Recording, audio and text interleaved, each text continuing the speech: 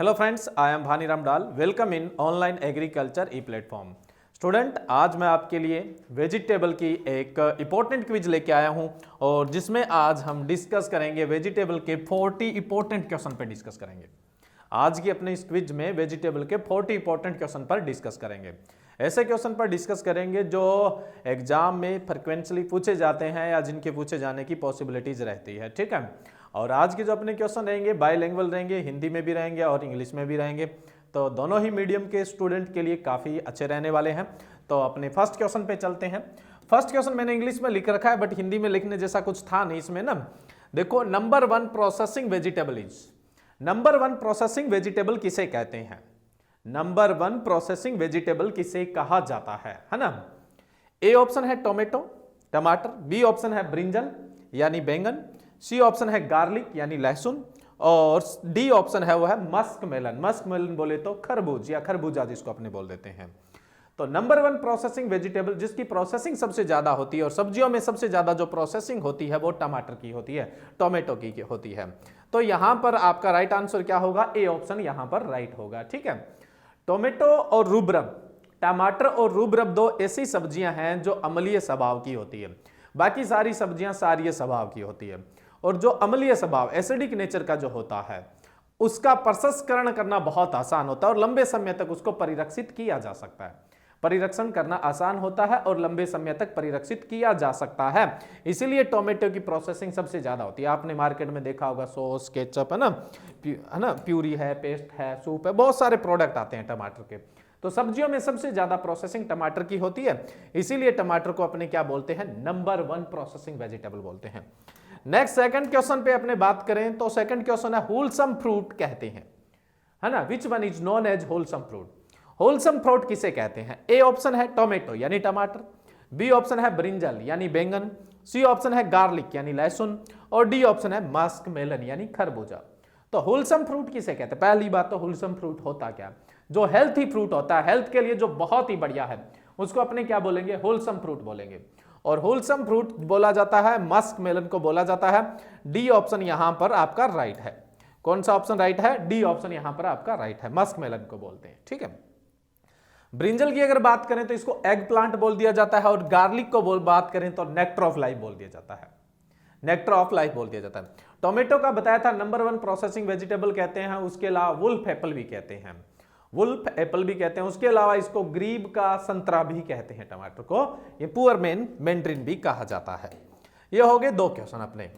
Next देखिए student, अगर आप एग्रीकल्चर के स्टूडेंट हैं और किसी भी एग्रीकल्चर कॉम्पिटिटिव एग्जाम की तैयारी कर रहे हैं तो आप घर बैठे ऑनलाइन एग्रीकल्चर ऐप पर किसी भी एग्रीकल्चर कॉम्पिटिटिव एग्जाम की तैयारी कर सकते हैं। इसलिए आज ही अपने गूगल प्ले स्टोर से ऑनलाइन एग्रीकल्चर ऐप डाउनलोड कर सकते हैं। कोई सा भी एग्जाम हो, चाहे 12th लेवल पे जेट, आईसीआर, बीएचयू, चाहे बीएससी लेवल पर अगर अपने बात करें पीजी का एंट्रेंस का एग्जाम हो, जैसे यूपी में टीजीटी, पीजीटी की वैकेंसी चल रही है, एमपी में एसडीओ की चल रही है, आरएईओ की चल रही है, उसके अलावा एओ की वैकेंसी है, डबल एओ की वैकेंसी है, बैंकिंग है। एग्रीकल्चर से रिलेवेंट कोई भी कॉम्पिटिटिव एग्जाम है तो उसके लिए आप घर बैठे ऑनलाइन एग्रीकल्चर पर ऐप पर तैयारी कर सकते हैं। उसके अलावा यह सेम ही प्लेटफॉर्म वेबसाइट के रूप में आपको www.onlineagriculture.org पर भी मिलेगा। अगर आप वेबसाइट पे विजिट करना चाहते हैं तो www.onlineagriculture.org पर विजिट करिए, सेम ही प्लेटफॉर्म यहां पे रहेगा। और अगर आप गूगल प्ले स्टोर से एप्लीकेशन डाउनलोड करके यूज करना चाहते हैं तो आज ही आप ऑनलाइन एग्रीकल्चर ऐप है वो डाउनलोड कर सकते हैं। 2 क्वेश्चन हो गए थे, अब अपने थर्ड नंबर क्वेश्चन की तरफ चले। थर्ड नंबर क्वेश्चन है आलू में गुणसूत्र संख्या होती है। Chromosome number of potatoes, potato में क्रोमोजोम नंबर होते हैं। ए ऑप्शन है 12, बी ऑप्शन है 24, सी ऑप्शन है 48 और डी ऑप्शन है 36। तो आलू में कितने गुणसूत्र संख्या होती है? देखो, आलू में जो गुणसूत्र संख्या होती है वो 48 होती है। सी ऑप्शन आपका यहां पर राइट है। ठीक है, आलू जो होता है वो टेट्राप्लॉइड होता है, 4 गुणित होता है। आलू जो होता है टेट्राप्लॉइड 4 गुणित होता है। अगुणित गुणसूत्र संख्या की बात करें या फिर अपने बात करें बेसिक क्रोमोजोम या हैप्लॉइड क्रोमोजोम नंबर या अगुणित, तो अगुणित तो कितने होंगे? अगुणित तो 12 ही होते हैं, लेकिन अगर टोटल गुणसूत्र संख्या की बात करें तो 48 होता है।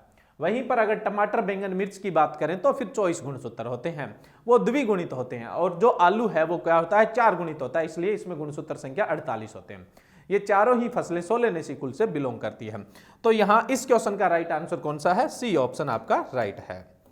नेक्स्ट अपने चलते हैं 4th नंबर क्वेश्चन, बिल्कुल छोटा सा क्वेश्चन। चिल्ली इज, मिर्च है, क्या है मिर्च, पूछा गया है यहां पर। उसमें प्रागण व्यवहार कैसा है, उसमें प्रागण कैसा होता है, कैसा पॉलिनेशन होता है। ए ऑप्शन है सेल्फ पॉलिनेशन यानी सब परागित है, बी ऑप्शन है क्रॉस पॉलिनेटेड यानी पर परागित है, सी ऑप्शन है open cross pollinated, open cross pollinated यानी बहुधा पर परागित है, डी ऑप्शन है ऑल ऑफ दीज यानी उपरोक्त सभी, ये सारे है। देखिए जो मिर्च होती है वो ओपन क्रॉस पॉलिनेटेड होती है, बहुधा पर परागित फसल होती है। मिर्च और बैंगन दोनों ही बहुधा पर परागित है, लेकिन टमाटर है वो स्वपरागित है। तो ये मिर्च और बैंगन है वो बहुधा पर परागित है। तो यहां चिल्ली मिर्च का पूछा है तो राइट आंसर क्या होगा, ओपन क्रॉस पॉलिनेटेड होगा, सी ऑप्शन राइट है। यहां पर कौन सा ऑप्शन राइट है आपका, सी ऑप्शन राइट है। 4 क्वेश्चन हो गए। नेक्स्ट अपने चलते हैं 5th नंबर क्वेश्चन की तरफ। उद्यान मटर का वानस्पतिक नाम है, मेंडल ने भी अपने जो कार्य है वो उद्यान मटर पे ही किए थे। Botanical name of garden pea, garden pea का बोटेनिकल नेम क्या है। ए ऑप्शन है पाइसम स्टाइमम वेराइटी सेकेरेटम, बी ऑप्शन है पाइसम स्टाइमम वेराइटी होटेंस, सी ऑप्शन है पाइसम स्टाइमम वेराइटी अर्वेंसिस, डी ऑप्शन है पाइसम स्टाइमम वेराइटी मैक्रोकार्पोन। तो जो उद्यान मटर है गार्डन पी है वो कौन सी है, गार्डन पी है ना। गार्डन किसका मतलब होता है, हॉर्टिकल्चर का मतलब गार्डन होता है ना, हॉर्टी का मतलब क्या होता है, गार्डन। तो यहां पर पाइसम स्टाइमम वेराइटी होटेंस, इसको अपने क्या बोलते हैं, गार्डन पी बोलते हैं, उद्यान मटर बोलते हैं। औरों की तुलना से ये थोड़ी मीठी ज्यादा होती है, इसमें शर्करा की मात्रा ज्यादा होती है, मीठी होती है खाने में। वहीं पे अर्वेंसिस की बात करें तो इसको फील्ड मटर कहते हैं, दाल बनाने के काम में लिया जाता है इसको, इसमें मिठास कम होता है होटेंस के कंपेयर में। तो फील्ड मटर पूछ लेते तो पाइसम स्टाइमम वेराइटी अर्वेंसिस, बट यहां आपसे उद्यान मटर पूछा, गार्डन पी पूछा है तो पाइसम स्टाइमम वेराइटी होटेंस है। यानी इस क्वेश्चन का जो आपका राइट आंसर है वो कौन सा ऑप्शन राइट है, बी ऑप्शन राइट है। नेक्स्ट अपने 6 नंबर क्वेश्चन की तरफ, इंपॉर्टेंट क्वेश्चन है ये। ताजा मटर में प्रोटीन होता है, फ्रेश जो पी है उसमें प्रोटीन कितना होता है। Protein content in P, protein content in fresh P है ना। अब फ्रेश पी के अंदर प्रोटीन कितना होता है, ए ऑप्शन है 23%, बी ऑप्शन है 7.2%, सी ऑप्शन है 21% और डी ऑप्शन है 25%। ताजा मटर में जो प्रोटीन होता है जो हम सब्जी बनाने के काम में लेते हैं उसमें 7.2% होता है। अगर हम इसको सुखा देते और दाल बना लेते तो इसमें पानी की मात्रा कम हो जाती, तो प्रोटीन परसेंटेज क्या हो जाता, बढ़ जाता, कॉन्सेंट्रेशन इंक्रीज हो जाती ना। सूखी मटर में तो लगभग 21 से 23% प्रोटीन होता है। कितना प्रोटीन होता है, 21 से 23। बट ताजा मटर में कभी भी पूछ ले तो 7.2% होता है। ठीक है, क्यों, क्योंकि इसमें पानी ज्यादा होगा ना, प्रोटीन है, उसकी सांद्रता क्या दिखेगी, फिर कम दिखेगी, जाहिर सी बात है। तो बी ऑप्शन राइट है। 6 नंबर जो क्वेश्चन है उसका बी ऑप्शन राइट है आपका। नेक्स्ट है 7 number question.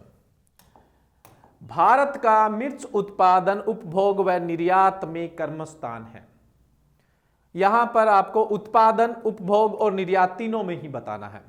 India position in chilli production, consumption and export is respectively, है ना। उत्पादन, उपभोग और निर्यात तीनों में कौन सा स्थान है। ए ऑप्शन है फर्स्ट, तीनों में ही पहला स्थान है। बी ऑप्शन है उत्पादन में पहला, उपभोग में दूसरा और निर्यात में तीसरा। सी ऑप्शन है उत्पादन में पहला, उपभोग और निर्यात में दूसरा। डी ऑप्शन है उत्पादन में दूसरा, उपभोग और निर्यात में पहला। तो देखिए मिर्च उत्पादन, उपभोग और निर्यात में भारत की फर्स्ट पोजीशन है तीनों में। तो राइट आंसर क्या होगा आपका, ए ऑप्शन राइट होगा। यहां पर अगर यहां शिमला मिर्च की बात होती ना तब तो चीन पहले नंबर पे है उत्पादन में ना, उपभोग में भी। बट यहां बात हो रही है तीखी मिर्च की, है ना, हॉट पेपर की बात हो रही है। तो तीखी मिर्च में उत्पादन, निर्यात और उपभोग तीनों में ही भारत फर्स्ट पोजीशन में है, पहले नंबर पे है। नेक्स्ट क्वेश्चन है, वैसे तो सिंपल ही है। मिर्च में तीखापन किसके कारण होता है। पजेंसी इन चिल्ली इज ड्यू टू, पहला ऑप्शन है आइसोथायोसाइनाइट, दूसरा ऑप्शन है सोलेसोडिन, सी ऑप्शन है कैप्सेथीन और डी ऑप्शन है कैप्सेसिन। तो मिर्च में तीखापन किस में होता है। मेरे हिसाब से अगर कोई स्टूडेंट कंफ्यूज होगा तो कैप्सेथीन और कैप्सेसिन में से ही होगा। कैप्सेथीन या कैप्सेसिन में से ही कंफ्यूज होगा, बाकी में से तो कंफ्यूज होगा ही नहीं वो।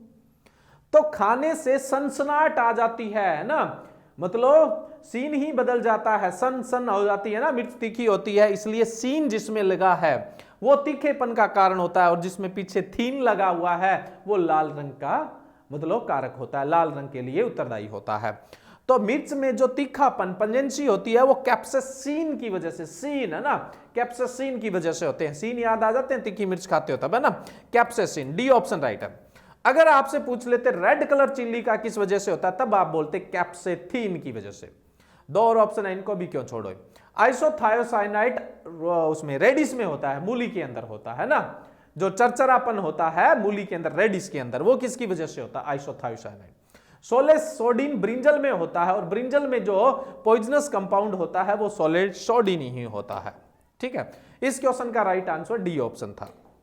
नेक्स्ट चलते हैं अपने नेक्स्ट नंबर क्वेश्चन में से, निम्न में से जिंक चाहने वाला पौधा है, which one is known as zinc loving plant. इनमें से जिंक लविंग प्लांट किसे कहा जाएगा।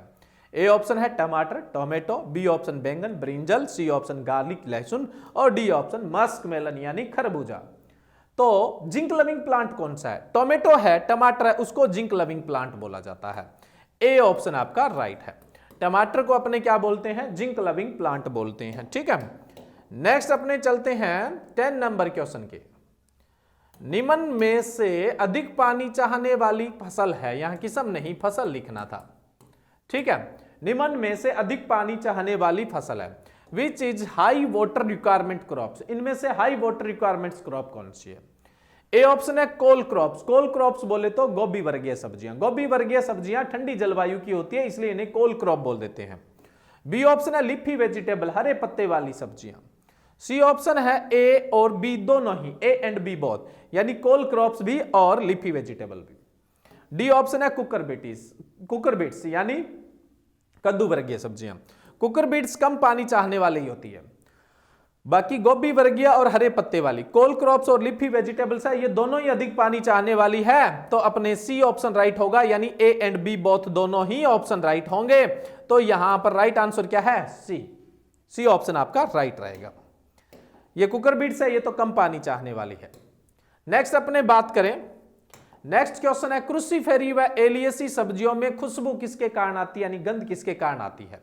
Aroma compound in Cruciferae and Alliaceae crop. Cruciferae की बात करें तो इसमें कोल क्रॉप्स गोभी वर्गीय सब्जियां आ जाती है, फूल गोभी, पत्ता गोभी, गांठ गोभी, उसके अलावा सरसों वर्गीय है ना, उसके अलावा मूली आ जाती है। एलियेसी की बात करें तो अनियन गार्लिक प्याज लहसुन आ जाता है।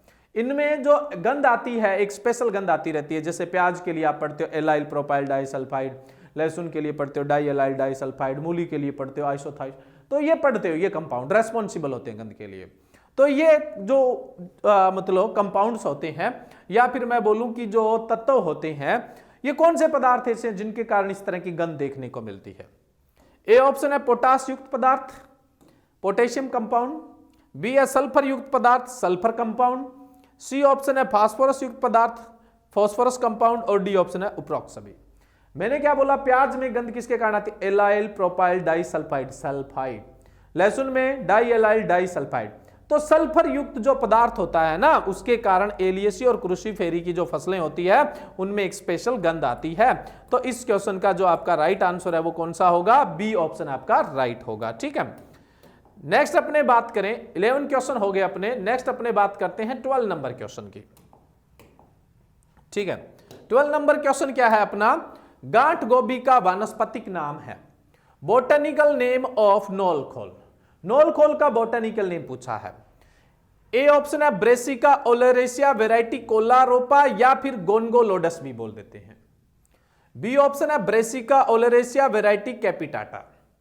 सी ऑप्शन है Brassica oleracea variety italica. D option है ब्रेसिका ओलेरेसिया वेराइटी जेमीफेरा।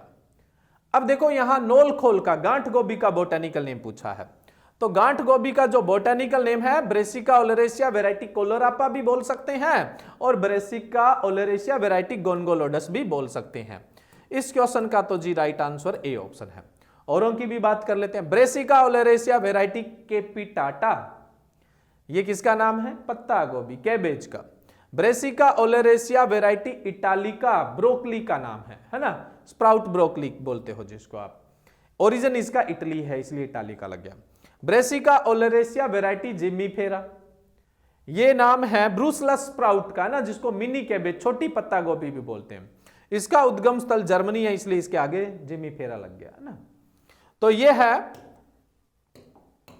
यहां पर गांठ गोभी का नाम पूछा गया था तो ब्रेसिका ओलेरेसिया वेराइटी कोलोरापा या गोनगोलोडस हो गया।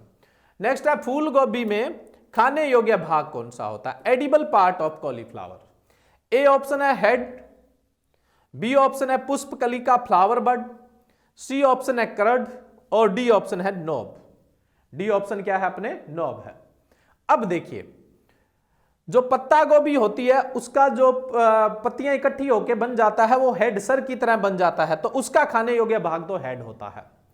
अगर हम ब्रोकली की बात करें तो ब्रोकली में जो खाने योग्य भाग होता है वो पुष्प कलिका फ्लावर बड होती है, और जो फूल गोभी में खाने योग्य भाग होता है उसको करड बोलते हैं। दही की तरह होता है ना, सफेद सफेद दिखने में, तो दही को करड बोलते हैं, इसको भी अपने क्या बोलेंगे? करड। तो इस क्वेश्चन में फूल गोभी का ही पूछा गया एडिबल पार्ट, तो फूल गोभी का जो खाने योग्य भाग होता है, एडिबल जो पार्ट होता है वो कौन सा होता है? करड होता है। ठीक है, करड पार्ट होता है। ठीक है, सी ऑप्शन आपका यहां पर राइट होगा। ठीक है, उसके अलावा यहां नोब भी पूछा है। नोब बोले तो गांठ। गांठ गोभी में क्या खाते हैं? स्वेल्ड जो स्टेम होता है, फूला हुआ तना जो होता है उसको हम गांठ बोलते हैं, नोब बोलते हैं, नोब खाई जाती है। हेड पत्ता गोभी में खाने योग्य भाग है, पुष्प कलिका ब्रोकली में खाने योग्य भाग है। क्वेश्चन पूछा गया था फूल गोभी में खाने योग्य भाग, तो इस क्वेश्चन का राइट आंसर क्या था? करड होता है। ठीक है, उसके अलावा नोब दे रखा है, नोब है वो गांठ गोभी में खाने योग्य भाग होता है। ठीक है, नेक्स्ट अपने चलते हैं, अगला क्वेश्चन है अपना, गोभी वर्गीय सब्जियों में गुणसूत्र संख्या होती है। Chromosome number in cole crop, जितनी भी कोल क्रॉप्स है गोभी वर्गीय सब्जियां हैं उन सब में एक जैसा ही गुणसूत्र संख्या होती है। कितनी होती है? A option 12, B option 24, C option 18, D option 22। तो गोभी वर्गीय जो फसलें हैं उनमें जो गुणसूत्र संख्या होती है वो कितनी होती है? 18। राइट आंसर क्या होगा आपका? सी ऑप्शन यहां पर राइट होगा। 14 क्वेश्चन हो गए अपने। नेक्स्ट क्वेश्चन की तरफ बढ़े अपने, तो नेक्स्ट क्वेश्चन है गोभी वर्गीय सब्जियों में फल का प्रकार होता है। Fruit types in cole crops, फलों का प्रकार पूछा है यहां पे। ए ऑप्शन है पोड, बी ऑप्शन है बेरी, सी ऑप्शन है ड्रुप और डी ऑप्शन है सिलिकुआ। तो जो क्रूसीफेरी की फसलें होती है उनका जो फ्रूट का टाइप होता है वो सिलिकुआ होता है। यहां पे आपका राइट ऑप्शन क्या होगा? डी ऑप्शन राइट होगा। गोभी वर्गीय सब्जियों में जो फल का प्रकार होता है वो सिलिकुआ होता है, तो राइट आंसर क्या है यहां पर? डी ऑप्शन आपका राइट होगा। पोड फलियां, फलियां जो लेग्यूम कोई भी क्रॉप है उसके फल का प्रकार पोड ही होता है, बाकी ड्रुप और सस तो डिपेंड करता है ना। नेक्स्ट अपने बात करें, अगला जो क्वेश्चन है, भारत का पत्ता गोभी उत्पादन में कौन सा स्थान है? India rank in cabbage production. A option है फर्स्ट, बी ऑप्शन है सेकंड, सी ऑप्शन है थर्ड और डी ऑप्शन है फोर्थ। तो पत्ता गोभी उत्पादन में, कैबेज प्रोडक्शन में इंडिया की पोजीशन क्या है? कैबेज प्रोडक्शन में पत्ता गोभी उत्पादन में भारत का तीसरा स्थान है। ठीक है, पहला चीन का है, भारत का तीसरा स्थान है। अगर यहां फूल गोभी का पूछा होता, कॉलीफ्लावर का, तो कॉलीफ्लावर प्रोडक्शन में इंडिया की फर्स्ट पोजीशन है, यानी पहला स्थान है। ठीक है, नेक्स्ट अपने बात करें, अगला है लहसुन का उत्पत्ति स्थल है। ओरिजिन ऑफ गार्लिक, गार्लिक यानी लहसुन का उत्पत्ति स्थल है। ए ऑप्शन है चीन, बी ऑप्शन है अफ्रीका, सी ऑप्शन है यूरोप और डी ऑप्शन है मध्य एशिया यानी मिडिल एशिया। लहसुन और प्याज दोनों का ही जो उत्पत्ति स्थल है, ओरिजिन पैलेस है, वो मिडिल एशिया, मध्य एशिया है। तो इस क्वेश्चन का आपका जो राइट आंसर है वो डी ऑप्शन आपका राइट है। ठीक है, नेक्स्ट अपने चले अगले क्वेश्चन की तरफ। अगला क्वेश्चन है, विलायती पालक का वानस्पतिक नाम है। Botanical name of spinach. एक देसी पालक होती है, या स्पिनच बीट भी बोलते हैं देसी पालक को, और एक विलायती पालक होती है। तो यहां विलायती पालक का बोटेनिकल नेम पूछा है। ए ऑप्शन है स्पेनिका ओलेरेशिया, बी ऑप्शन है Beta vulgaris variety bengalensis, C option है बिट्टा वल्गेरिस और डी ऑप्शन है स्पेनिका ट्रेंडरा। तो जो विलायती पालक होती है उसका जो बोटेनिकल नेम होता है वो होता है स्पेनिका ओलेरेशिया। क्या होता है? स्पेनिका ओलेरेशिया होता है। अब मैं यहां पर इस क्वेश्चन को थोड़ा सा एक्सप्लेन कर दूं। देखिए, दो तरह की यहां पर आपको पालक देखने को मिलती है।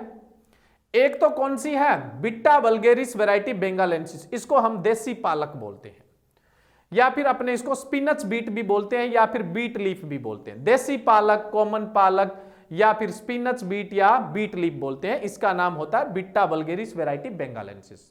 वहीं पर अगर मैं विलायती पालक की बात करूं तो विलायती पालक जो होती है उसको अपने बोलते हैं स्पेनिका ओलेरेशिया। क्या बोलते हैं? स्पेनिका ओलेरेशिया बोलते हैं। ठीक है, जो बिट्टा वल्गेरिस होते हैं उसमें गुणसूत्र संख्या 18 होती है, वहीं पे अपने जो स्पेनिका ओलेरेशिया होता है उसमें गुणसूत्र संख्या कितनी होती है? 12 होती है।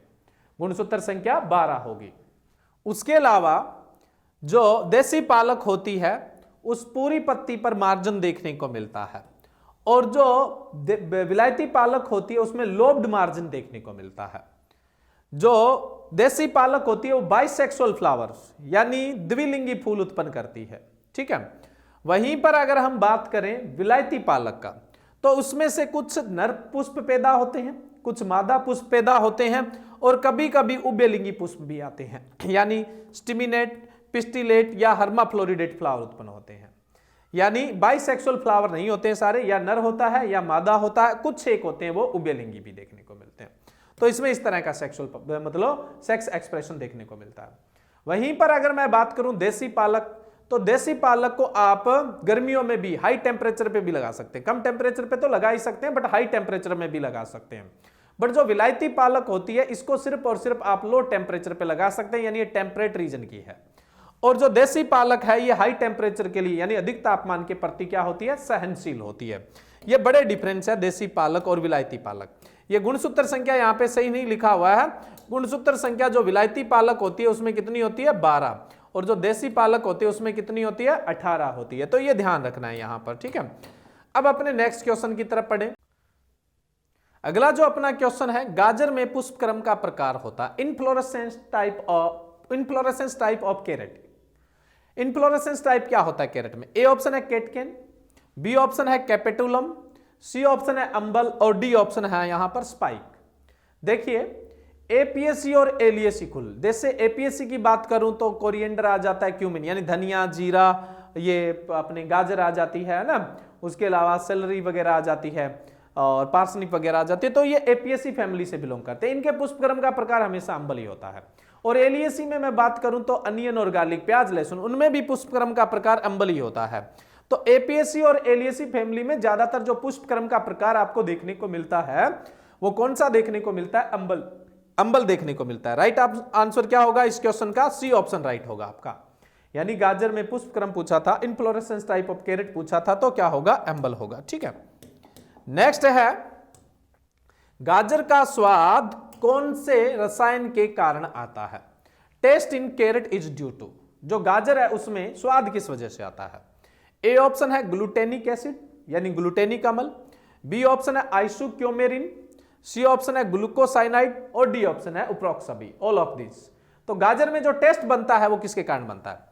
ग्लूटेनिक एसिड की वजह से, ग्लूटेनिक अम्ल के कारण आता है। तो इस क्वेश्चन का जो राइट आंसर होगा वो कौन सा ऑप्शन राइट होगा? अपना ए ऑप्शन राइट होगा। ठीक है, नेक्स्ट अपने बात करें अगले क्वेश्चन की तरफ। भिंडी में गुणसूत्र संख्या होती है, भिंडी में गुणसूत्र संख्या होती है। क्रोमोसोम नंबर इन ओक्राइज, ए ऑप्शन है 12, बी ऑप्शन है 108 108, सी ऑप्शन है 120, और डी ऑप्शन है 130, है ना। A option 12, B option 108, C option 120 और डी ऑप्शन है वो 130। तो भिंडी के अंदर जो गुणसूत्र संख्या होती है वो कितनी होती है? 130 होती है। तो इस क्वेश्चन का जो राइट आंसर है वो डी ऑप्शन आपका राइट है। कौन सा ऑप्शन राइट है यहां पर? D option. जो खेती की जाती है जिन सब्जियों की, यानी जो कमर्शियल वेजिटेबल है, उनमें सबसे ज्यादा गुणसूत्र संख्या भिंडी में ही होती है। जो कमर्शियल वेजिटेबल है, व्यवसायिक जो सब्जियां, उनमें सबसे ज्यादा गुणसूत्र संख्या भिंडी में ही होते हैं। नेक्स्ट अगला क्वेश्चन है, भिंडी एक अच्छा स्रोत है, ओकरा इज गुड सोर्स ऑफ, ओकरा किसका बढ़िया सोर्स है? A option phosphorus, B option calcium, C option iron यानी लोहा, और डी ऑप्शन आयोडीन। तो भिंडी आयोडीन का बहुत बढ़िया सोर्स होता है जी। तो इस क्वेश्चन का राइट आंसर क्या होगा? डी ऑप्शन आपका राइट होगा। भिंडी आयोडीन का बढ़िया सोर्स है। नेक्स्ट अपने बात करें, विषमवर्ती कागर पाई जाती है। पहली बात तो विषमवर्ती कागर होती क्या है? कोई फूल होता है उसमें ये फीमेल भाग है, ये इसका वर्ती कागर है, उसके साथ हम बात करें, ये नर भाग है, ठीक है। इन दोनों की ऊंचाई अगर समान है तो समवर्तिकागर है, ये सामान्य ऊंचाई। अगर ये ऊंचाई ऊपर नीचे हो जाती है, किसी में वर्तिकागर ऊंची है, किसी में वर्तिकागर नीची है ना, तो अगर ऐसी कंडीशन आती है तो उसको विषम वर्तिकागर बोलते हैं। अगर क्या है, प्राकरण ज्यादा ऊंचे है और वर्तिकागर बहुत नीचे है, तब हम उसको थंब टाइप बोलते हैं, थंब टाइप। और वर्तिकागर ज्यादा ऊंची है और जो प्रागकोश है, एंथर है, वो नीचे है, तब हम उसको पिन टाइप बोलते हैं। तो इसमें 4 तरह की वर्तिकागर देखने को मिलती है। 4 तरह की कौन कौन सी?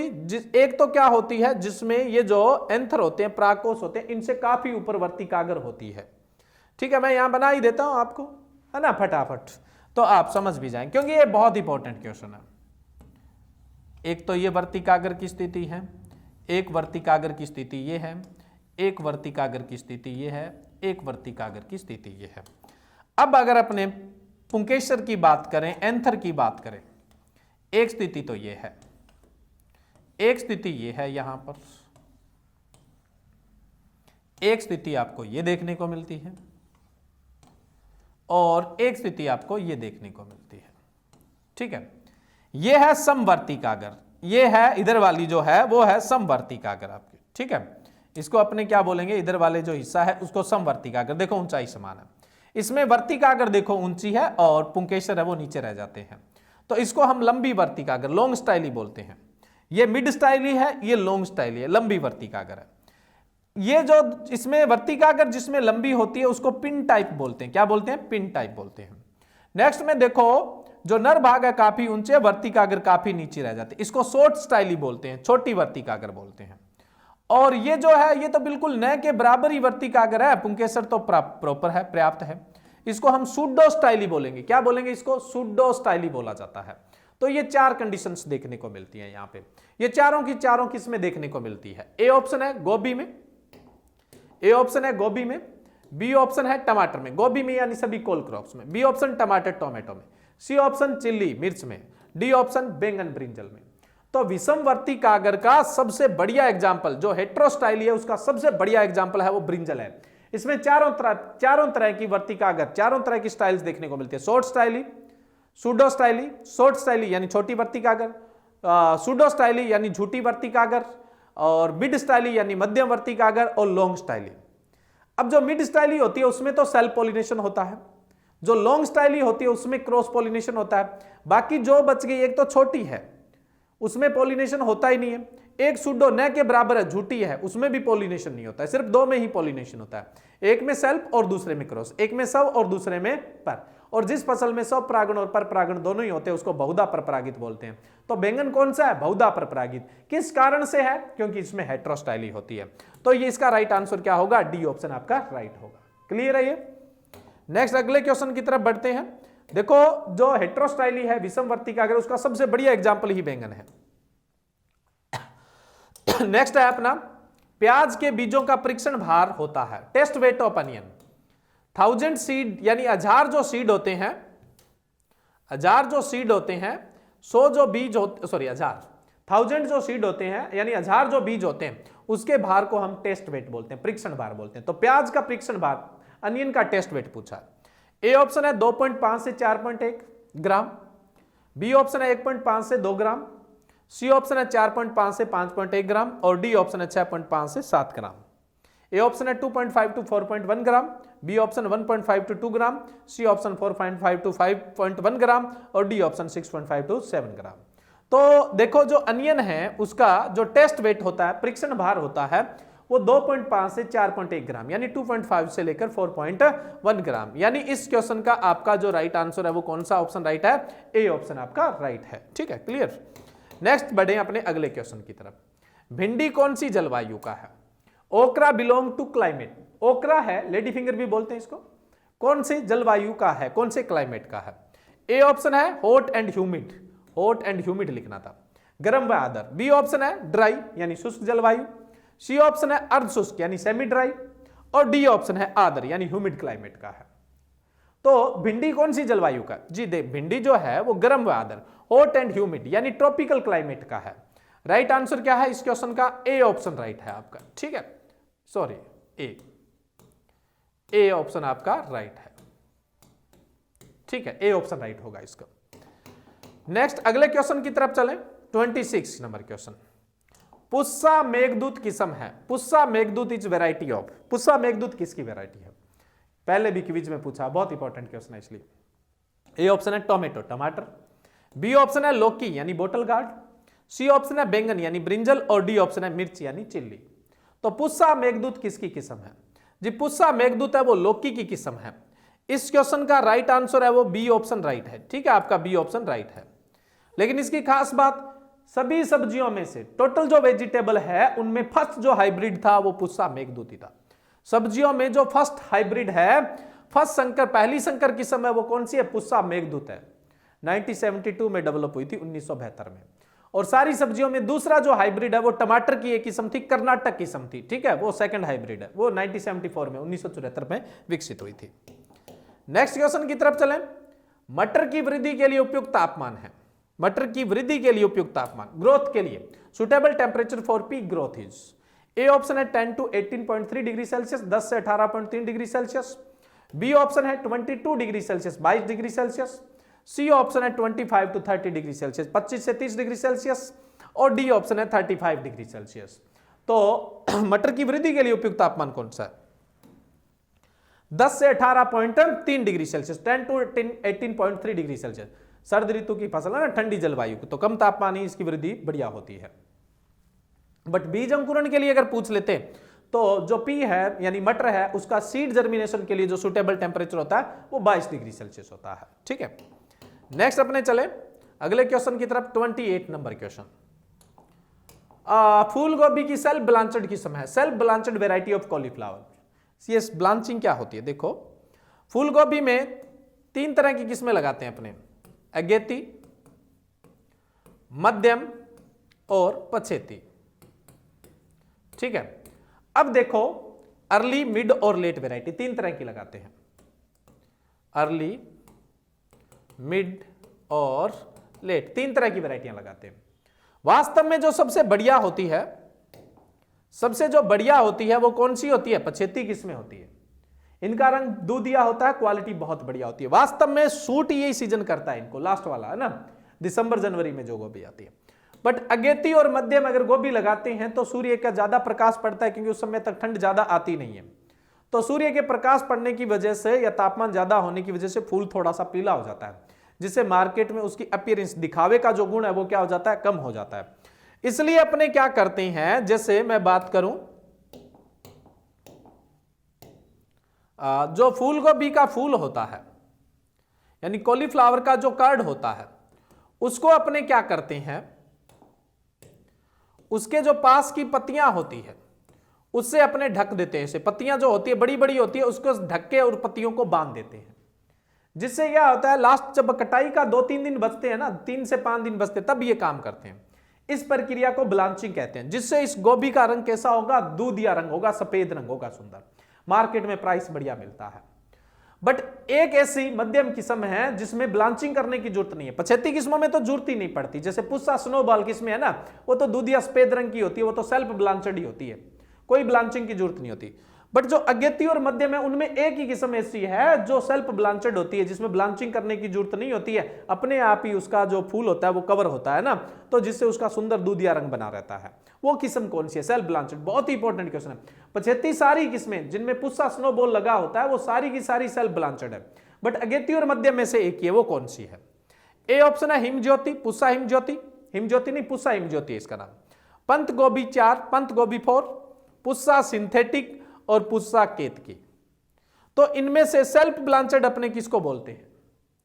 पुस्सा हिमज्योति जो है वो सेल्फ ब्लांचेड किस्म है। ए ऑप्शन राइट है। पुस्सा हिमज्योति, हिंदी में सिर्फ मैंने हिमज्योति लिख रखा है, पूरा नाम इसका पुस्सा हिमज्योति है। मोस्ट इंपॉर्टेंट क्वेश्चन है ये। ठीक है, नेक्स्ट अपने चले, फूल गोभी की अगेती किस्मों की बीज दर कितनी होती है? Seed rate of early variety of cauliflower. जो अर्ली होगी वो उसके लिए थोड़ा सा क्लाइमेट कम सुटेबल है, बीज दर ज्यादा रखनी पड़ेगी। जैसे जैसे पीछे तरफ बढ़ते जाएंगे, उसके मुख्य सीजन में घुसेंगे, तब तक बीज दर है वो जो इसकी सफिशिएंट होती है यानी कम होती जाएगी। जब किसी फसल का मुख्य सीजन होता है, जो उस इन्वायरमेंट उसको सबसे ज्यादा सूट करता है, उसी टाइम उसकी अंकुरण और वृद्धि सबसे ज्यादा होती है। अगेती तो हम लगा रहे हैं तो बीज दर ज्यादा देनी पड़ेगी क्योंकि जर्मिनेशन परसेंटेज है वो कम होगा, कारण क्यों, और वो फैलेगी भी कम, जो गोभी लगाई फैलेगी कम, पौधरोपण दूरी भी आपको कम रखनी पड़ती है। तो बीज दर अगेती किस्मों की पूछिए, यहाँ पे हर फसल में यही रूल होता है, जो मुख्य सीजन की फसल होती है उसमें बीज दर कम ही होती है, ठीक है, और जो अगेती या फिर पछेती होती है जो उसके उपयुक्त समय से पहले या बाद की होती है उसमें बीज दर ज्यादा रखनी पड़ती है, पौधे का फैलाव भी कम होता है, इसलिए पौधरोपण दूरी भी कम रखनी पड़ती है। तो यहाँ अगेती किस्मों की बीज दर पूछिए। ए है 600 से 700 ग्राम पर हेक्टेयर, बी ऑप्शन है 375 से 500 ग्राम पर हेक्टेयर, सी ऑप्शन भी सेम ही आ गया, और डी ऑप्शन है 200 से 250 ग्राम पर हेक्टेयर। तो अगेती किस्मों की जो बीज दर होती है वो 600 से 700 ग्राम पर हेक्टेयर होती है। ए ऑप्शन आपका यहां पर राइट होगा इसका, यह भी एक इंपॉर्टेंट क्वेश्चन है। मध्यम और जो पछेती किस्में होती है ना उनके अंदर बीज दर अपने 375 से 500 ग्राम प्रति हेक्टेयर रखते हैं, 375 से 500 ग्राम प्रति हेक्टेयर रखते हैं, बाकी अगेती में 600 से 700 ग्राम प्रति हेक्टेयर रखते हैं। ए ऑप्शन यहां पर सही है। नेक्स्ट है सूखने के लिए, सुखाने के लिए, सूखने के लिए नहीं, सुखाने के लिए प्याज की उत्तम किस्म है। Which variety suitable for drawing in onion, है ना, ड्राइंग है या डिहाइड्रेशन, सुखाना है चाहे निर्जलित करना है ना, प्याज की जो ड्राइंग है वो काफी पॉपुलर है, फिर उससे अनियन पाउडर है, अनियन पेस्ट है, ठीक है, तो वो तैयार किए जाते हैं और एक्सपोर्ट भी काफी होते हैं। ए ऑप्शन है कौन सी वैरायटी सुटेबल है, उदयपुर 101, उदयपुर 102, उदयपुर 103 और अर्का लालिमा, इनमें से कौन सी वैरायटी सुटेबल है? वैरायटियां तो और भी सुटेबल है, इनमें से कौन सी है? देखो जो व्हाइट कलर के जो प्याज होते हैं ना, सफेद रंग की जो किस्में होती है प्याज की, वो ही ड्राइंग के लिए, सुखाने के लिए सबसे बढ़िया होती है, सुखाने के लिए या निर्जलितकरण करने के लिए, ड्राइंग या डिहाइड्रेशन के लिए। प्रकृति में सुखा रहे हो धूप छाव में तो ड्राइंग है, मशीनों से सुखा रहे हो तो डिहाइड्रेशन है यानी निर्जलीकरण है। तो ड्राइंग सुखाने के लिए और निर्जलीकरण के लिए बढ़िया कौन सी है? 101 तो लाल रंग की है, 103 भी लाल रंग की और अर्का लालिमा भी लाल रंग की है। तो सबसे सुटेबल कौन सी हुई? उदयपुर 102 हुई। तो राइट आंसर क्या होगा आपका यहां पर? इस क्वेश्चन का right answer B option right होगा। कौन सा ऑप्शन राइट होगा यहां पे? बी ऑप्शन आपका राइट होगा। ठीक है, नेक्स्ट अगले क्वेश्चन की तरफ चलें। कद्दू वर्गीय सब्जियों में मादा व नर पुष्प का अनुपात रखते हैं। कद्दू वर्गीय सब्जियों में मादा व नर पुष्प का अनुपात रखते हैं। Male and female ratio should maintain. आपको पता हो तो जो कद्दू वर्गीय सब्जियां होती है वो मोनोसियस स्वभाव की होती है, द्विलिंगी होती है, यानी उनकी जो एक बेल होती है उस पर मेल और फीमेल जो फ्लावर्स है, मेल और फीमेल जो फ्लावर है वो अलग अलग जगह आते हैं। नर व मादा पुष्प एक ही बेल पे अलग अलग जगह आते हैं। तो उत्पादक हमेशा कौन होती है? मादा होती है। नर हमेशा डोनर होते हैं, परागण होगा, निषेचन होगा, तभी तो मादा उत्पादक होगी। इसलिए जो संख्या किसकी ज्यादा रखनी होती है? हमेशा मादा की, फीमेल की संख्या हमेशा ज्यादा रखी जाती है, मेल की संख्या कम रखी जाती है। तो अब यहां पे अनुपात दिया हुआ है 1:1 होनी चाहिए, बी ऑप्शन दिया है 2:1 होनी चाहिए, सी ऑप्शन दिया है 3:1 होनी चाहिए और डी ऑप्शन दिया हुआ है 9:1 होनी चाहिए। तो कद्दू वर्गीय सब्जियों में जो मादा है वो होनी चाहिए 2 से 3 और उसके रेशियो में 1 नर फूल होना चाहिए, यानी जो फीमेल है वो 2:3 और उसके कंपेयर में 1 मेल होना चाहिए। अब ये तो दोनों ही ऑप्शन है, 2:1 भी और 3:1 भी। अब कौन सा सही करें? जो सबसे बढ़िया रेशियो होता है वो 3:1 होता है। तो इस क्वेश्चन में अगर इस तरह से अगर दोनों ही ऑप्शन आ जाए तो आप कौन सा राइट करेंगे? सी ऑप्शन राइट करेंगे। 3:1 ही राइट होगा यहां पे। वैसे एवरेज पूछ ले तो 2:3:1 हो जाएगा ना, 2 से 3 फीमेल और इसके कंपैरिजन में 1 मेल रखेंगे। इससे प्रॉपर निषेचन होगा और जो प्रोडक्शन होगा, उत्पादन होगा, वो भी क्या देखने को मिलेगा? अपने को बढ़िया देखने को मिलेगा। अब देखो जितने भी कद्दू वर्गीय है वो ज्यादातर मोनोसियस ही है, यानी द्विलिंगी है। बट कुछ की मैं बात करूं, जैसे पॉइंटेड गार्ड है, परमल जिसको बोलते हैं, ईवी गार्ड है, उसके अलावा काकरोल है, ये ऐसे कद्दू वर्गीय सब्जियां हैं जो डायोसियस नेचर के भी होते हैं, एक लिंगी के। परमल है जिसको पॉइंटेड गार्ड बोल देते हैं, काकरोल है और ईवी गार्ड है, ये कैसे नेचर के होते हैं? ये डायोसियस, एक लिंगी स्वभाव। बाकी जो कद्दू वर्गीय है, बाकी जो कुकर बिट्स है, वो सारे के सारे मोनोसियस यानी द्विलिंग प्रकृति के होते हैं।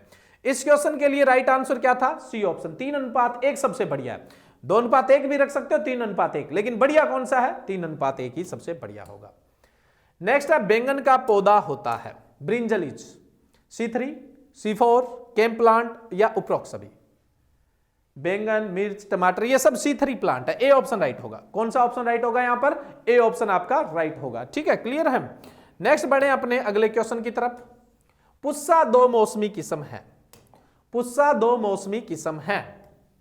ए ऑप्शन है लौकी यानी बोटल गार्ड, बी ऑप्शन है करेला यानी बीटर गार्ड, सी ऑप्शन है टिंडा यानी राउंड गार्ड और डी ऑप्शन है तोराई यानी रिज गार्ड। तो पुस्सा दो मौसमी किसकी किस्म है जी? पुस्सा दो मौसमी किस्म है करेला की, बीटर गार्ड की है, ठीक है। बी ऑप्शन इसका राइट है। ये जायद सीजन के लिए भी बहुत बढ़िया है और खरीफ सीजन के लिए भी बहुत बढ़िया है ये जो किस्म है पुस्सा दो मौसमी, इसीलिए तो इसका नाम क्या है? पुस्सा दो मौसमी।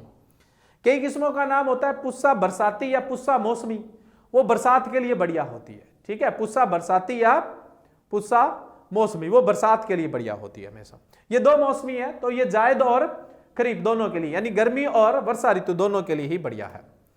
नेक्स्ट यहां पूछा गया टिंडा की बीज दर, seed rate in round gourd. Round gourd की सीड रेट कितनी होती है?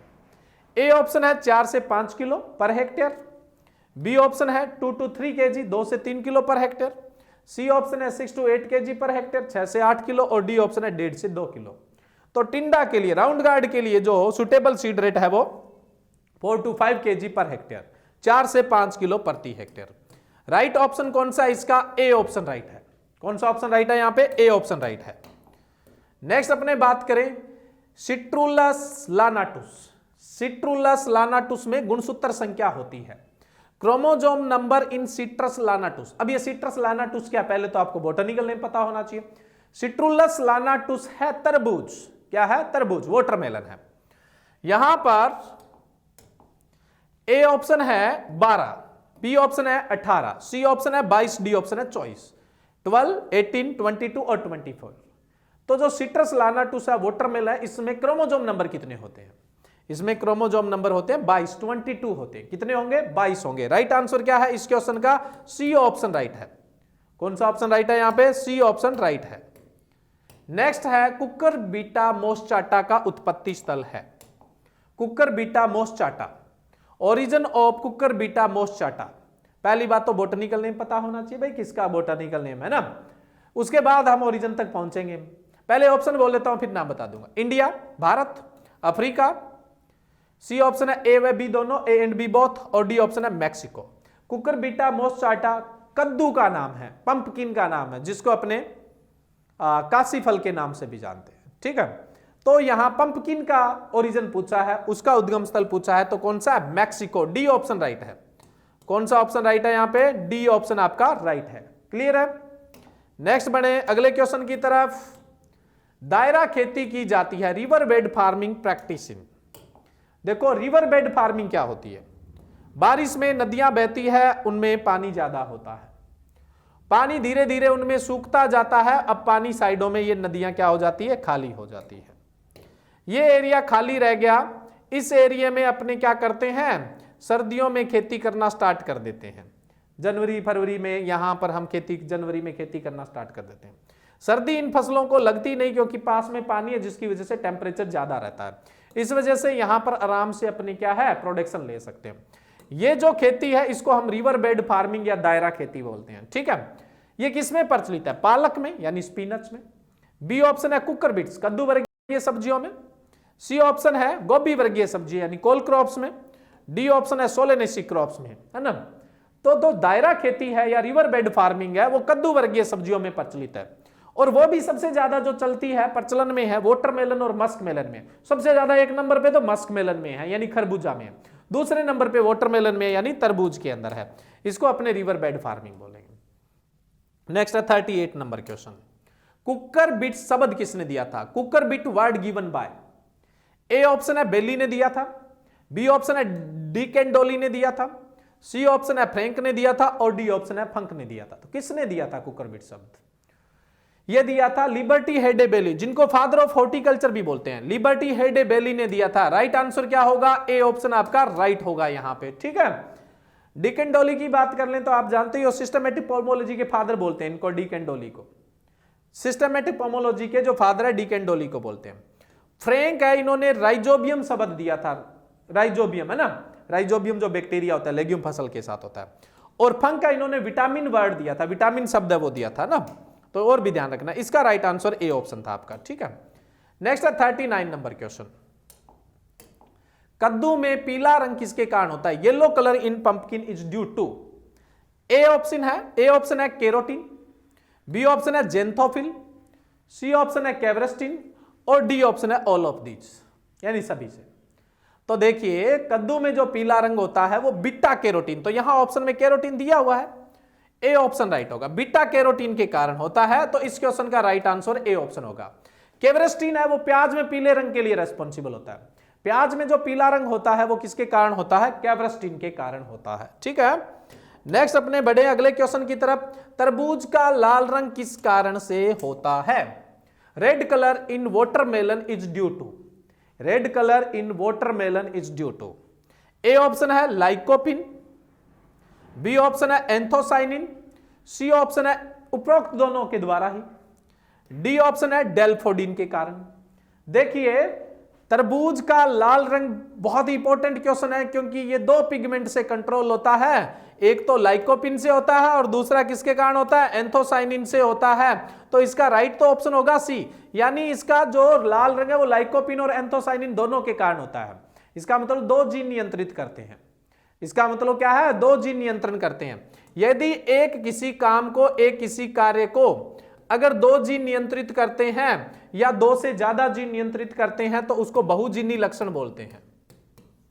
बहुजीनी, पॉलीजीनी लक्षण बोलते हैं। तो ये कैसा लक्षण है तरबूज का लाल रंग? बहुजीनी लक्षण है ना, पॉलीजीनी कैरेक्टर है। ठीक है, जब कोई एक लक्षण एक से ज्यादा जीन से कंट्रोल होता है तो उसको पॉलीजीनी कैरेक्टर बोलते हैं, यानी बहुजीनी लक्षण। तो एक जीन तो किसका है? लाइकोपिन का है और दूसरा एंथोसाइनिन का है। दो जीन काम कर रहे हैं, एक से ज्यादा जीन कोई कंट्रोल कर रहा है किसी लक्षण को तो वो पॉलीजीन है। तो आपसे पूछ ले कि तरबूज में ऐसा कौन सा करैक्टर है या कोई ऐसा करैक्टर बताओ जो पॉलीजीन का उदाहरण है, तो पॉलीजीन का उदाहरण हो गया टमाटर का लाल रंग। ठीक है, तो आज अपने इस क्विज में 40 क्वेश्चन पे डिस्कस किया है ना। बहुत सारे स्टूडेंट का कमेंट रहता है कि जो क्वेश्चन है, नंबर ऑफ क्वेश्चन है वो इंक्रीज कर दिए, है ना। तो ये नंबर ऑफ क्वेश्चन इंक्रीज कर दिए, बट जब क्वेश्चन नंबर ऑफ क्वेश्चन अपने इंक्रीज करते हैं तो क्या दिक्कत आती है? अपने इतना एक्सप्लेन नहीं कर पाते हैं। ठीक है, तो चलो ठीक है, आज का अपना ये लेक्चर कंप्लीट होता है। Thank you.